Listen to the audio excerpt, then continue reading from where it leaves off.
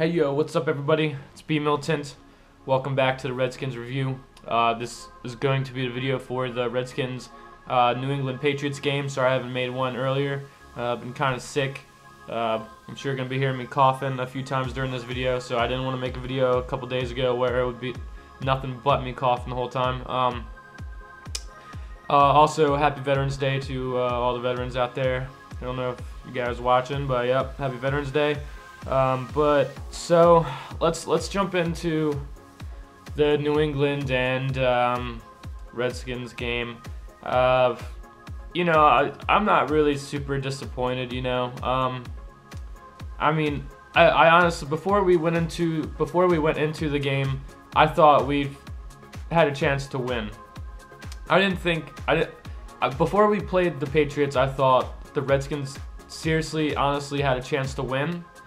Or everyone was going to, even if the Redskins lost, everyone was going to think, holy shit, you know, that's not what we expected from the Redskins. They did better than we thought. But and we could have very easily, we showed that we could have very easily done both those things really. If we didn't have the amount of drops that we had. The only way we would have won is if we had the run game going, and something that is a problem. What we've been trying to do recently is we've been trying to open the run game with the passing game, and it's just not working, man. We have to keep grinding the run game. We have to keep grinding it. But I don't know, man. It would have worked. It would have worked if we would have just caught those passes. I think we had 8 or 9 dropped passes. It was the most dropped passes in 7 years in the NFL in one game. The most dropped fucking passes, dude. And of course it comes against the goddamn Patriots. Besides that, besides the goddamn drops, I mean, Kirk Cousins had a fucking day, dude. The only person on the entire offense that was worth a fucking damn versus the Patriots was Kirk Cousins. So yet again, goddamn, if you are here to open your mouth and still sit here and doubt Kirk Cousins and doubt that he's getting any better, and you actually watched that game and saw how on point he was when the ball was in his fucking hands, when the ball was in his hands, he got shit done, dude. He looked against Kirk Cousins playing against the undefeated Super Bowl reigning champions. He was lighting their D up, dude. He was fucking their defense up. He was the last drive of the game where we went down and we scored a touchdown. That's how every other drive could have easily looked if everyone caught the fucking ball. If we would have caught the ball, if Derek Carrier would have caught the goddamn 40, it was like a 40-yard pass, hit him perfect in stride. Everyone's, oh, Kirk Cousins doesn't have the fucking arm. He just threw a fucking 40-yard pass right into motherfucker's hands, and he dropped it. Pierre Garçon obviously fucking dropped it, smacked him in his fucking face, and he dropped it. I mean, it sucks that we come on here every week and like we have to have this Kirk Cousins discussion. But it's just kind of funny now how before it was everyone saying Kirk Cousins was the problem, and then now it's pretty much kind of from last week into this week, it's pretty much been a 180, and Kirk Cousins has been the one putting the team on his back. Kirk Cousins and the defense. Our defense, I mean, if you watched last season and you watched this season, our team is most definitely improved. We're gonna win at least 4 or more games this year. We will. And also if you watch the defense, our defense is most definitely improved from last year, especially our safety play. And you know, last year, you know, we had Merriweather and you know the Clark, but it's just the guys that we have now in our secondary. I'm pretty pleased with. It's not perfect, you know. It's not where I want it to be, but there's definitely a step in the right direction when it comes to our safety play and our DB play. We had Inacho. He played pretty well, when he was here, and then he got hurt and he went down. And the Redskins last year, if something like that happens, that's pretty much the end of the season. But we've had Trenton Robinson come step up. We've had Kyshawn Jarrett in there a lot, a rookie. He looks good. He's always flying to the ball. He's a little undersized guy, but he makes up with the speed, and he's always around the ball. You'll see him, and he's fired up whenever he makes a tackle or something. He's fired up about it.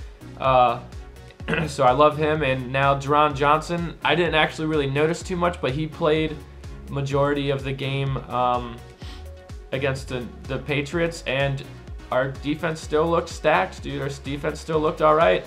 The goddamn Patriots are averaging over 30 points a game, and we held them to 27 points, dude. I'm all right with that, dude. I'm not gonna sit here and complain. Also we were making Tom Brady look un-Tom Brady-like through his second interception of the year,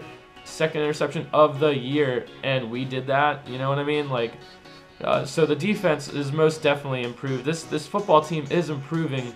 But at the same time, the problem with our team, the Redskins, is that as we improve something, something else is falling off.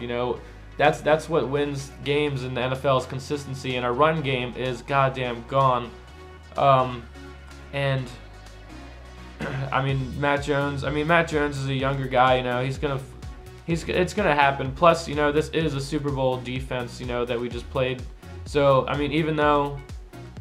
you have to give them credit. They're coming off a Super Bowl win, and but also Kirk Cousins was just destroying them, dude. Kirk Cousins had him looking dumb out there, dude. If our goddamn wide receivers could catch the ball, if our tight end could catch the ball, even Jordan fucking Reed's dropping passes, dude. Come on. If it would be one thing if Andre Roberts was out there dropping shit, I'd be like, well, there goes Andre Roberts, what he's used to doing. But no, it was everybody. And I'm not too worried about the drop passes. If there was one game that we had to drop passes in, I'm alright with it being against New England. We need not a divisional game. We can't lose divisional games. So it being in a game where people probably didn't expect us to win anyway, it would have been great to shock everybody. Honestly, if we would have caught all those passes, we would have been moving down the field so easily, and then that would have opened the run game, and that's what we needed. But goddamn drop passes, and like I said, the last drive of the game where the Redskins went up there, scored their first touchdown. Clearly, obviously, if we just caught the fucking football, we would have done that over and over and over again. We would not. They did not do anything to stop us. Our guys were not being, held down. They did have Deshaun Jackson on lock for majority of the game. That's definitely true. But all of our other guys were wide fucking open all day, dude. We couldn't. But it's a bunch of we could have done this, we could have done that, dude. It just didn't happen. But overall, I am really excited about Kirk Cousins. I think for sure between this game against the Patriots, the game, the last game against the Buccaneers, and then now with this game, I think for sure that just solidifies, Kirk is our guy, dude, and he's going to be our guy. And if you don't like it, dude, that's too bad for you, because I love it. Kirk Cousins, he's definitely maturing in front of our eyes, and you can see it. And I heard over and over again, the announcers were sitting there, talking about the drops and saying, one thing today, Kirk Cousins is impressive, and Kirk Cousins, he can slang that ball, and all this and that. All over and over. That's all I heard. They were just sitting there complimenting Kirk Cousins and playing against the Super Bowl defending champions. So, if you're not ready for Kirk Cousins next year, then you might as well go find another team, because Kirk Cousins is going to be around for a long time. Like I said, a long time ago as well. And it's for the better. It really is for the better. But there's we just have so many injuries, and now we have Corey Lichtensteiger out. But also, I was just looking, and Corey Lichtensteiger, he's been good for us for a long time, but apparently this year, he was just having not so good of a year. I mean, that's part of our run game. That's pretty much it. Our pass protection looks great. What did they sack Cousins one time? One or twice. It might have been twice. I think it was once, at least, for sure. But I mean, Kirk has, what, 8 sacks in 9 games or something, dude? Kirk is making our offensive line, it's like 50-50. Kirk is making our offensive line look good in pass protection because he is smart and he gets rid of the ball quick. Now, in run protection, I mean, or just blocking, our offensive line is just not getting shit done, man. But we just got the new center, and the thing about our team, which is, we're only on the up, is because of Scott McClellan. Scott McClellan, he understood that Corey Lichtensteiger, he was not having such a great year. Now that he's hurt, Scott had.